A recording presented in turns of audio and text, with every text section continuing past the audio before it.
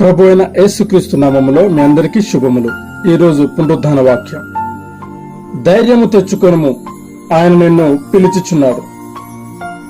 Mark సువార్త 10వ అధ్యాయము 49వ వచనం. ప్రియమైన సహోదరి సహోదరుడా, బైబిల్ లేఖనాలలో రాయబడిన రీతిగా ధైర్యము తెచ్చుకొనుము, ఆయన నిన్ను పిలుచుచున్నాడు అనే మాట ద్వారా దేవుడు ఈరోజు మనతో మాట్లాడబోతున్నాడు. లేఖనాలలో మనము చూసినట్లయితే, బైబిల్ లేఖనాలలో మనం చూసినట్లయితే విరిగి నలిగిన వారినందరినో దేవుడు పిలుచుకున్నాడు. వారి యొక్క హృదయాలను స్థిరపరిచినాడు. ఈరోజు నీవు ఏ స్థితిలో ఉన్నావో, ఎటువంటి పరిస్థితులలో ఉన్నావో దేవుడు నిన్ను పిలుచుకున్నాడు.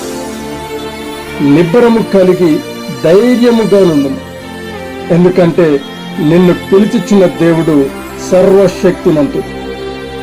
ఈరోజు ఈ మాటలు నీవు వింటున్నావంటే దేవుడు నీ పక్షముగా కార్యములు చేయబోతున్నాడు.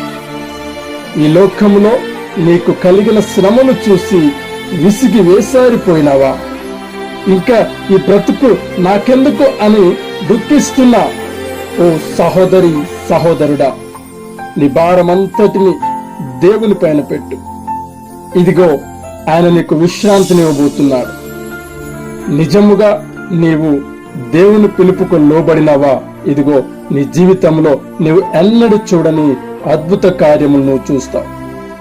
నీ పరిస్థితి ఎటువంటిదైనా సరే, నీ స్థితి ఎంతటి ఘోరమైనదైనా సరే, దేవుడు వాటన్నిటిని తొలగించి ఒక నూతనమైన జీవితాన్ని నీకు ఇవ్వబోతున్నాడు. ధైర్యం తెచ్చుకో. సంపూర్ణముగా నిన్ను నీవు దేవునికి సమర్పించుకొని ఆయన యొక్క వాక్యానుసారముగా జీవిస్తే జీవం కలిగిన దేవుడు తప్పక నిన్ను జీవింపచేస్తాడు. అట్టి కృప దేవుడు నీకు అనుగ్రహించును గాక. ఆమేన్. ప్రార్థన. సర్వశక్తిమంతుడా నా యేసు రాజా, ఈ బంగారు పాదములకు వందనాలు తెలియజేస్తున్నా. ఇప్పుడు ఈ పునరుద్ధాన దినమున ప్రభువా, మీరు ఇచ్చిన వాక్యమును బట్టి మీకు స్తుతులు తెలియజేస్తున్నారు.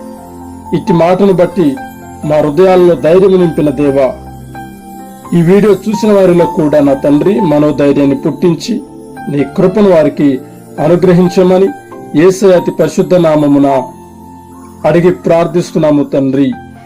ఆమేన్.